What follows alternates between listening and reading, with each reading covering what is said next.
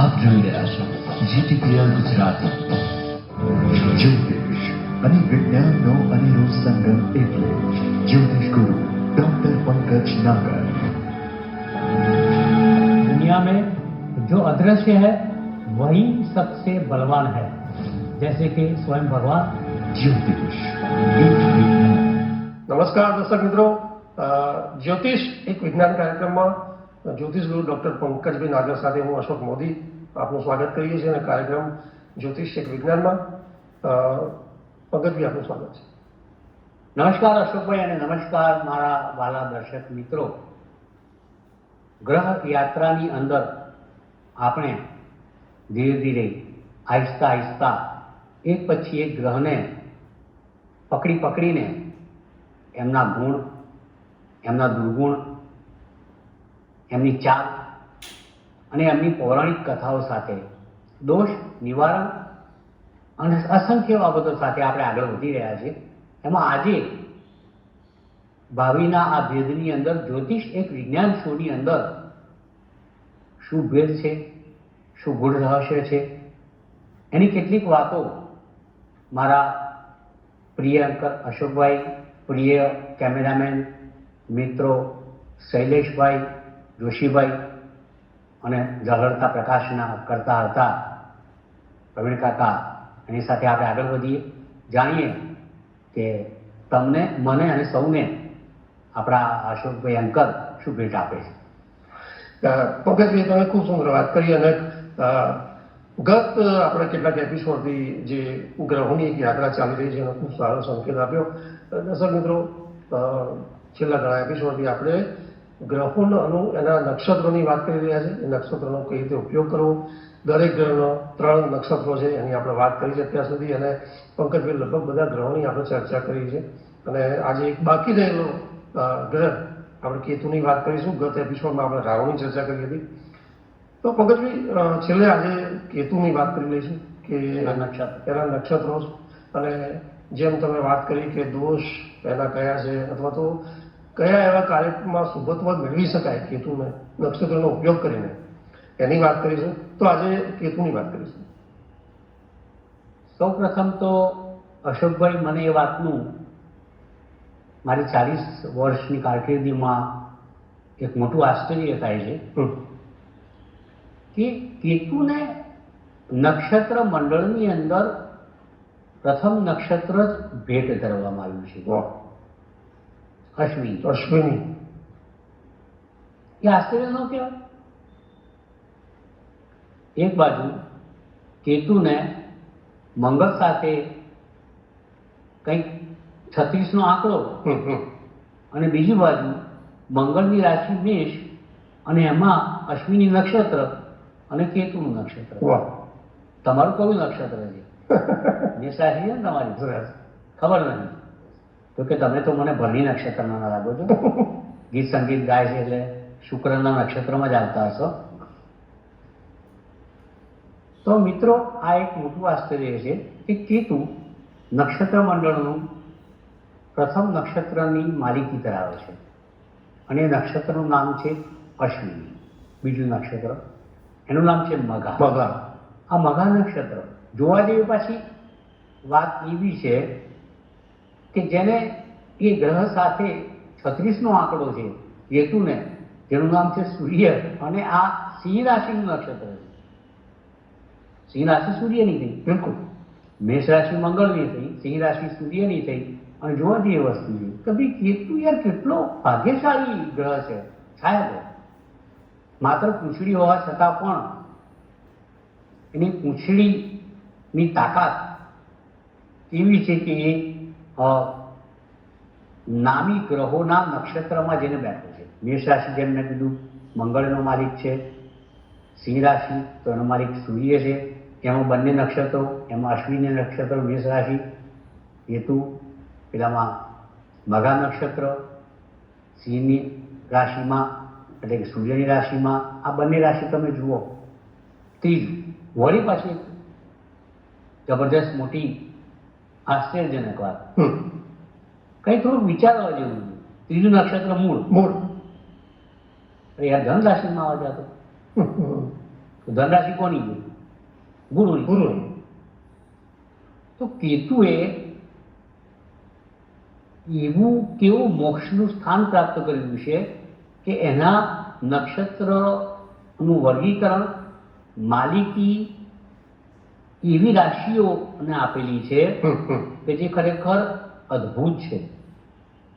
તો મંગળ મેષ રાશિનો માલિક મેષ રાશિ. થાય, સૂર્ય સિંહ રાશિનો માલિક થાય, ગુરુ ધન રાશિનો માલિક થાય, અને ત્રણ નક્ષત્ર તમે જુઓ તો અશ્વિની, મઘા અને મૂળ. મઘા અને મૂળ. આ ત્રણેયનો માલિક કેતુ. એટલે એનો મતલબ શું થાય છે કે મંગળ, સૂર્ય અને ગુરુના આશીર્વાદ કેતુ ઉપર છે. નામ જોવા જાઓ તો આપણા કેતુ મહારાજ આ ત્રણેય ગ્રહને નડે છે. હા. સૂર્યને પરેશાન કરે, મંગળને પરેશાન કરે, ગુરુને પરેશાન કરે. આ સજ્જન પુરુષોની આ લાયકાત છે કે કોઈ એનું ગમે એટલું ખરાબ કરે પણ પોતાનો સ્વભાવ એ કદાપી છોડતા નથી. એની પોતાની સજ્જનતા અને સદગુણ કદાપી છોડતા નથી. હવે આપણે પાછું ઊંધેથી લઈએ. આ ત્રણ નક્ષત્રની અંદર સૌથી વધારે વિવાદાસ્પદ કોઈ નક્ષત્ર હોય તો એ મૂળ. મૂળ. કેટલી બધી એની પાછળ સ્ટોરીઝ છે કે આ મૂળ નક્ષત્રમાં બાળક પેદા થયું છે એટલે વાડકીમાં સરસોનું તેલ ભરીને પાવલી મૂકીને મોઢું બતાવો નહીં તો બાપા જશે. આવી ગેરમાનથી થાવ કે ડોવા ઉડી જશે એમ. પણ એવું કશું હોતું જ નથી. મૂળ નક્ષત્રમાં જન્મ થયો છે એટલે ધન કદી મળશે જ નહીં. મૂળ નક્ષત્રમાં જન્મ થયો એટલે પિતાનું સુખ મળશે નહીં. મૂળ નક્ષત્રમાં જન્મ થયો એટલે મૂળથી એટલે જન્મથી આ ડૂબો રહેશે.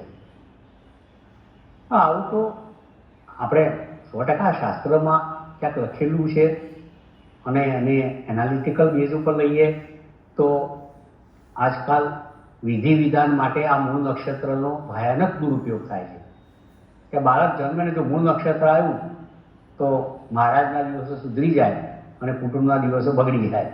આ એક વાત સત્ય છે. એમાં રાઈટ? બિલકુલ. મઘા નક્ષત્રનું છે કે મઘા નક્ષત્રમાં કેતુનું નક્ષત્ર છે પણ સિંહ રાશિમાં છે માલિક સૂર્ય છે. એટલે જ્યારે કોઈની સિંહ રાશિ હોય અને સૂર્ય જે એમાં બેઠો હોય તો એ સ્વગૃહી રાશિ કહેવાય એની. પણ જો એ સૂર્ય સિંહ રાશિમાં મઘા નક્ષત્રમાં હોય તો એવા જાતકને સ્વગૃહી રાશિમાં હોવા છતાં પણ સૂર્યનું નડતર આવે છે.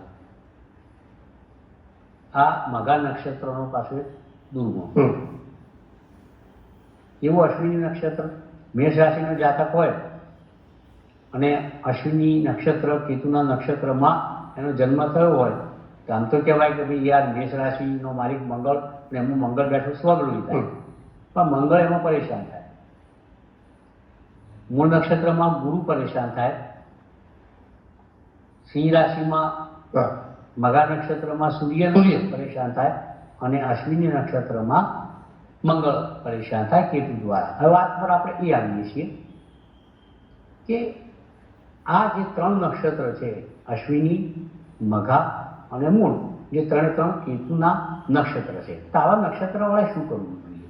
ધારો કે જેનું અશ્વિની નક્ષત્ર છે, મેષ રાશિ છે, તો એવા જાતકોએ હંમેશા કેતુને પ્રાધાન્ય આપીને મંગળને એની અંદર મિક્સ કરીને એટલે કે મિશ્રણ કરીને આવા જાતકોએ હંમેશા કેમિકલ્સ, ખેતીવાડી, ડેરી, કોઈ પણ ટ્યુશન ક્લાસીસ, કોઈ શસ્ત્રાગારનો વેપાર, કોઈ પણ અસ્ત્ર શસ્ત્રનો વેપાર, police force, arm force, BSF, CRPF, એમાં આ લોકોએ જોડાવવું જોઈએ. આવા જાતકોએ ટેક્સટાઇલની અંદર પણ એ લોકો એ વ્યવસાયમાં રસ લઈ શકે છે. બીજું નક્ષત્ર છે મઘા.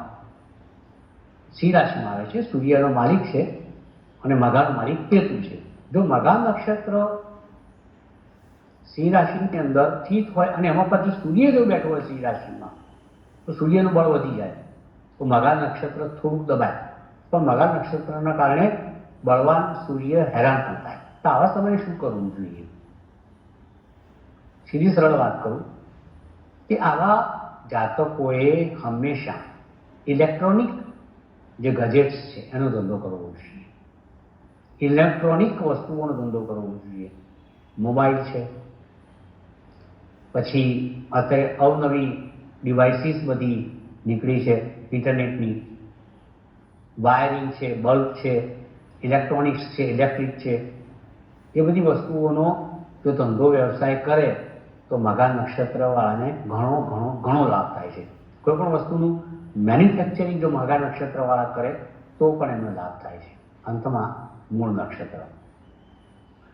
મૂળ નક્ષત્ર એટલા માટે પિતાને હેરાન કરે છે કારણ કે મૂલે હે વીર્યમ પિતૃકારકો. આ એક નાનકડું સંસ્કૃત વાક્ય છે. એટલે કે પિતાના વીર્ય દ્વારા જે બાળકનો જન્મ થાય અને મૂળ નક્ષત્રમાં થાય તો એ મૂળ નક્ષત્ર પિતાને હેરાન કરે. આ એક જૂની વાત છે. સંશોધનો એવું કહે છે કે મોટાભાગે આવું કંઈ બનતું હોતું નથી, પરંતુ ચાન્સ ના લેવો હોય તો ભાઈ મૂળ નક્ષત્રમાં જાતકો ઘણા જન્મે છે, તેની સામે મહારાજ પણ ઘણા છે, વિધિ વિધાન કરનારા ઘણા છે. એટલે આપણને મનમાંથી વહેમ નીકળી જાય જીવનભરનો. જો કંઈક ઘટના બની એટલે આપણને એમ થાય કે યાર આ મૂળ નક્ષત્રના કારણે થયું. પણ મૂળ નક્ષત્રના જે જાતકો છે એ લોકો કોઈ પણ એગ્રીકલ્ચર પ્રોડક્ટનું કામ કરે, મેં જોયું છે ધર્મનું કામ કરે, કોઈ પણ લાઈક સારા જ્યોતિષી બની શકે છે, કર્મકાંડી બની શકે છે, સંસ્કૃતમાં પ્રખર વિદ્વાન બની શકે છે, ધન કોઈ પણ ધાર્મિક કાર્ય દ્વારા કમાઈ શકે છે, કંઈ પણ પૂજાના કામ, પૂજારીના કામ, ગાદીપતિના કામ, મઠાધિપતિના કામ,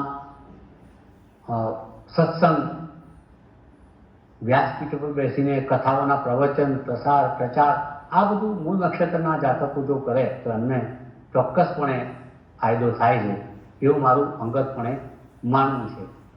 તો આ 3 નક્ષત્ર છે, અશ્વિની, મઘા અને મૂળ. હવે આ 3નો દોષ એના નિવારણ માટે કોઈ કશું મોટી વાત કરવાની નથી.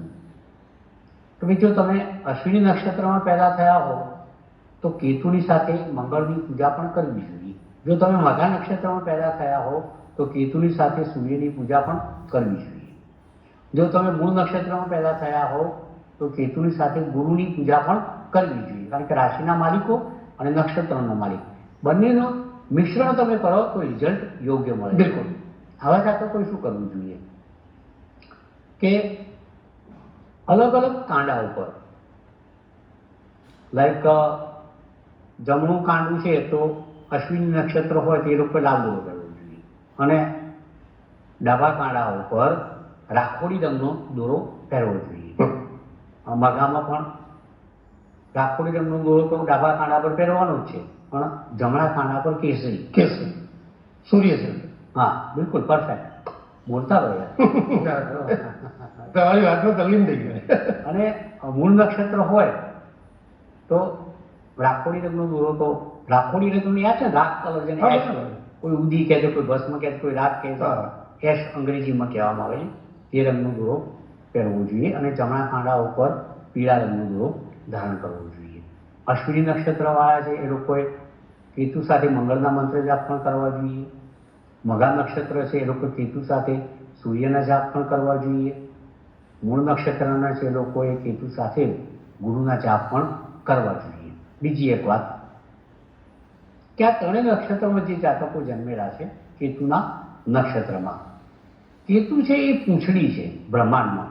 કારણ કે જ્યારે રાહુ મહારાજ છાનામાના અમૃત પીવા માટે દેવોની સભામાં ગયા ત્યારે વિષ્ણુ ભગવાને એમનો વધ કર્યો, કારણ કે સૂર્ય ચંદ્રએ ચારી ખાધી. આ જૂની વાત છે. વધ કર્યો એટલે મસ્તક અને ધડ બંને છૂટા પડ્યા. એટલે ધડનો ભાગ જે છે એ કેતુનો ભાગ છે. એટલે કેતુ પાસે હાર્ટ છે, ઇન્ટ્યુશન છે. રાહુ પાસે માઇન્ડ છે, ઇન્ટેલેક્ચ્યુઅલ છે. કેતુ પાસે પ્રેમ છે, કારણ કે હાર્ટ એ પ્રેમ માટેનું કારક અંગ છે, રિસ્પોન્સિબલ ઓર્ગન ઓફ બોડી.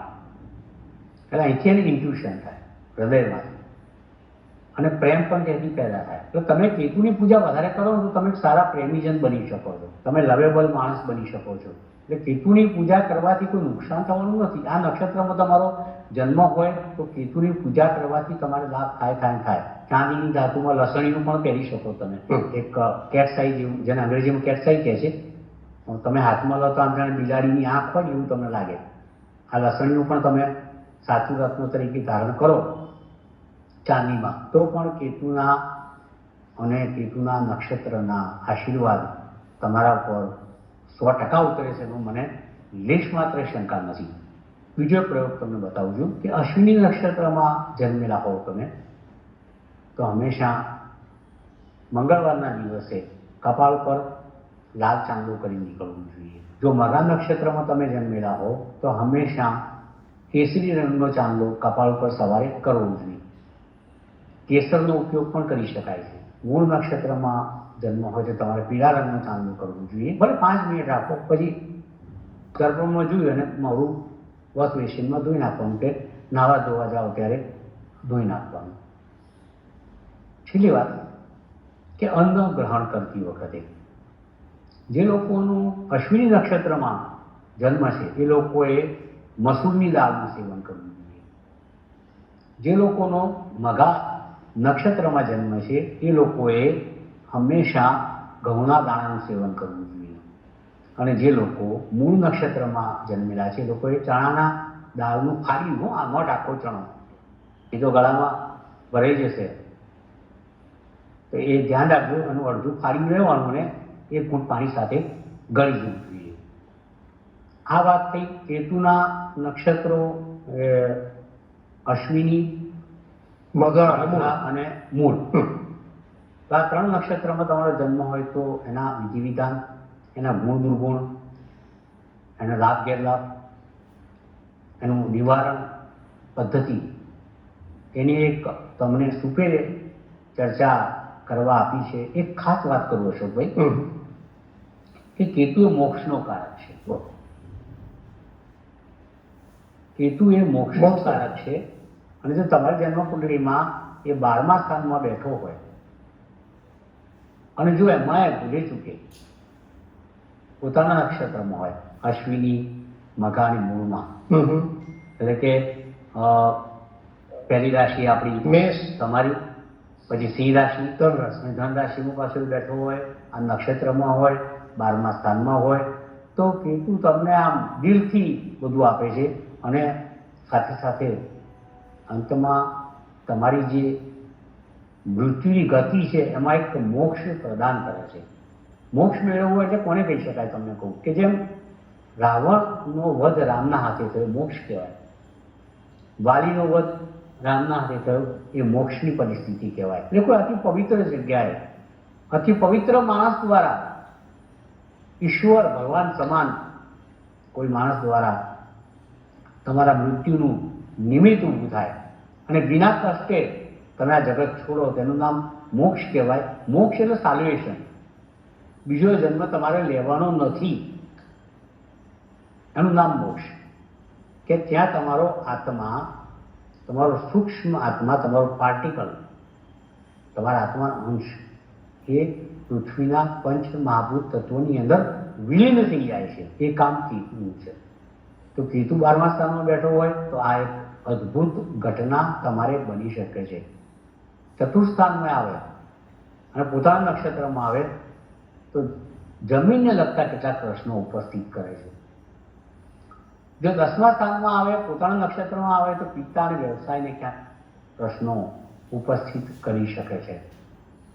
પ્રથમ ભાવની અંદર આવે, ચંદ્ર સાથે આવે, શનિ સાથે આવે, બુધ સાથે આવે તો બાળકોને માનસિક પ્રોબ્લેમ આ કેતુ કરી શકે છે. ચંદ્ર કેતુ સાથે જોડાય તો એક માનસિક રોગની બદદુઆ ઊભી થાય છે. જેમ ઓટિઝમ વાળા બાળકો હોય છે, મેન્ટલ રિટાર્ડેશન વાળા બાળકો હોય છે, મોંગોલ ચાઇલ્ડ હોય છે, મોટી ઉંમરમાં વૃદ્ધોને ડિમેન્શિયા થઈ જતો હોય છે, સિઝોફ્રેનિયા થઈ જતો હોય છે, અને કેટલાક માનસિક રોગના આ લોકો ભોગ થઈ જતા હોય છે. એનું મૂળ કારણ ચંદ્ર કેતુની યુતિ હોય છે. તો આ કેતુ પોતાના નક્ષત્રમાં હોય ચંદ્ર સાથે બેસે તો આ માનસિક રોગ કરે છે.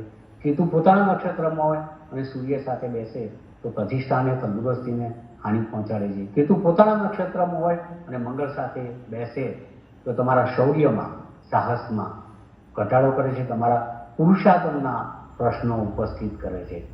જો કેતુ બુધ સાથે બેસે તો નર્વ સિસ્ટમના પ્રશ્નો ઉપસ્થિત કરે છે, સ્કિન ડિસીઝ કરે છે. જો કેતુ પોતાના નક્ષત્રની અંદર શુક્ર સાથે બેસે તો દાંપત્ય જીવનના પ્રશ્નો ઉપસ્થિત કરે છે. જો કેતુ પોતાના નક્ષત્રમાં શનિ સાથે બેસે તો નોકર ચાકર વર્ગથી બહુ તકલીફો આપે છે. આ દરેકે દરેક ગ્રહ સાથે કેતુ પોતાના નક્ષત્રમાં બેસે તો એના પરિણામો કેટલા ગંભીર હોય છે એની આ વાત કરી. શોની આ છણાવટ ખૂબ જ સુંદર રીતે કરી છે અને એના માટે પુનઃ હું મારા એન્કર, કેમેરામેન, લાઇટમેન મિત્રો અને સંસ્થાનો આભારી છે. મળીએ. પંકજભાઈ, આપનો ખૂબ ખૂબ આભાર કે આજે જે ગ્રહોના નક્ષત્રોની જે યાત્રા હતી કેતુની વાત સાથે આપણે પૂરી કરીએ. પણ પંકજભાઈ, તમે શોમાં ખૂબ જ સુંદર વાત કરી કે જે કેતુના જે નક્ષત્રો અને એનો જે એક દોષ, એના લાભ અને એ કરિયર માટે કેવી રીતે ક્યાં એ ઉપયોગી બને છે એ બહુ ખૂબ જ વિસ્તારથી વાત કરી છે. પંકજભાઈ, આપનો વિશેષ આભાર કે દરેક ગ્રહના નક્ષત્રોની આપણે છણાવટ કરી તમે સુંદર અને કેવી રીતે એના શ્રેષ્ઠ આપણે કાર્યોમાં એને સારી રીતે એને સફળતા મેળવી શકીએ અથવા તો કોઈ દોષ કેવી રીતે એવોઇડ કરી શકીએ એની પણ તમે ખૂબ સુંદર વાત કરી. પંકજભાઈ, શોમાં હવે સમય સમાપન તરફ છે તો કોઈ બીજી વાત નહીં કરીએ, પણ દર્શક મિત્રોના ઘણા બધા સવાલો આપણને મળેલા છે.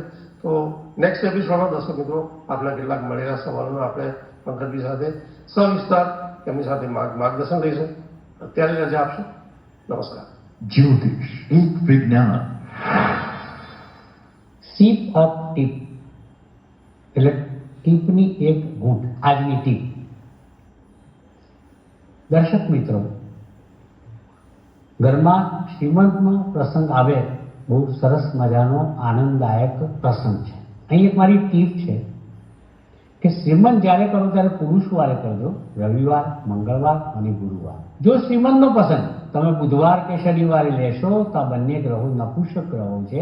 બાળકને ક્યાંક જન્મ પછી માનસિક પ્રોબ્લેમ થઈ શકે છે. માનસિક નપુંસકતા, મેન્ટલ રિટાર્ડેશન, મોંગોલચારી હોવું, ઓટિઝમનો રોગ થવો, એ પ્રકારના રોગ થઈ શકે છે.